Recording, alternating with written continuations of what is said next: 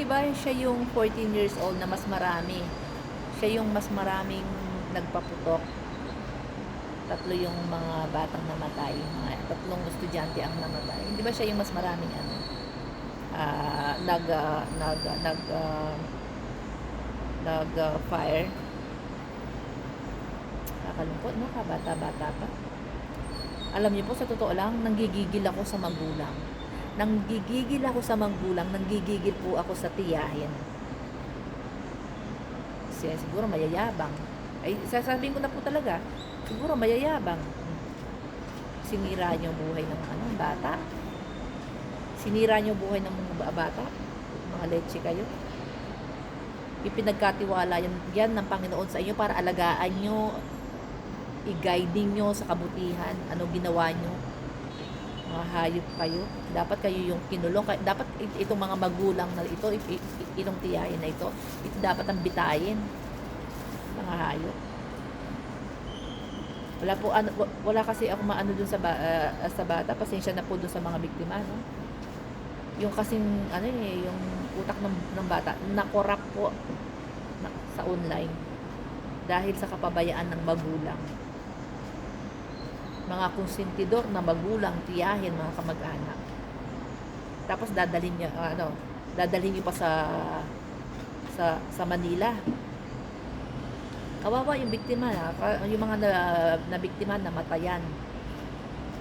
Hindi sila nakakuha ng hindi po sila nakakuha ng hustisya, lalo na ito 14 years old. Walang kaso. Yung 15 meron. Itong 14 years old. Oh. Ganun-ganun na lang. Ganun-ganun na lang po doon sa mga namatayan, di ba? Dapat talaga ibaba po sa 12 years old. Kung pwede nga hanggang 10 years old eh. Yes po, totoo po 'yun. Pero kailangan hati po yung hahatiin po kung ano man po yung kaparusahan. Hatiin sa magulang. Hindi lang basta yung bata. Kasi habang buhay, kawawa na yung bata. Isipin nyo, naging po nila, ehemplo, yung si Digong. Dami na marami daw na patay, 16 years old, labas-pasok, pinagmamalaki pa ni Digong yan. Yung 16 pa lang siya, nakapatay na siya. Siyempre wala namang kaso yan. Siya, juvenile, di ba? So, ligtas, tsaka madali lang pumatay. Lakad ka lang, sa likod, wala na, labas-pasok, pinagmalaki pa. Ano ang mga reaksyon ng mga DDS, ng mga magulang? Tawanan pa sila. Alam nyo, ang mga bata matatalino. Yung mga magulang, mga bobo ang leche. Na-absorb kasi ng mga bata po yung naririnig nila. Yung simpleng mga joke na ganyan, actually hindi na mga siya nag-joke si Digong eh. Yung mga joke na ganyan. Hindi po dapat naririnig ng mga bata. Yung kagaya nung sinabi ni Sarah. Tularan daw ang kanyang ama, masamang damo, matagal mamatay. Tawanan na naman ang mga DDS, di ba? Mayroong DDS nag-comment. Pwede palang maging masama.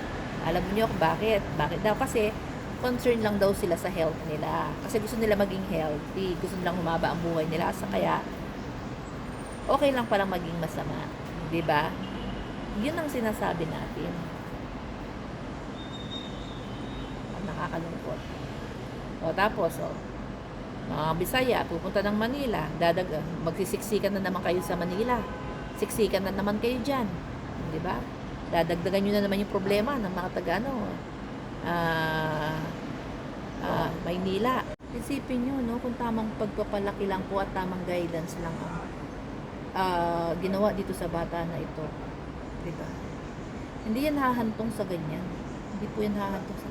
Baka maging sakristan pa yan. Nakikita ko yung itsura ng bata eh. Alam mo, wala akong ganyang edad na apo. Wala po akong ganyang edad na apo. Ang mga anak ko malalaki na.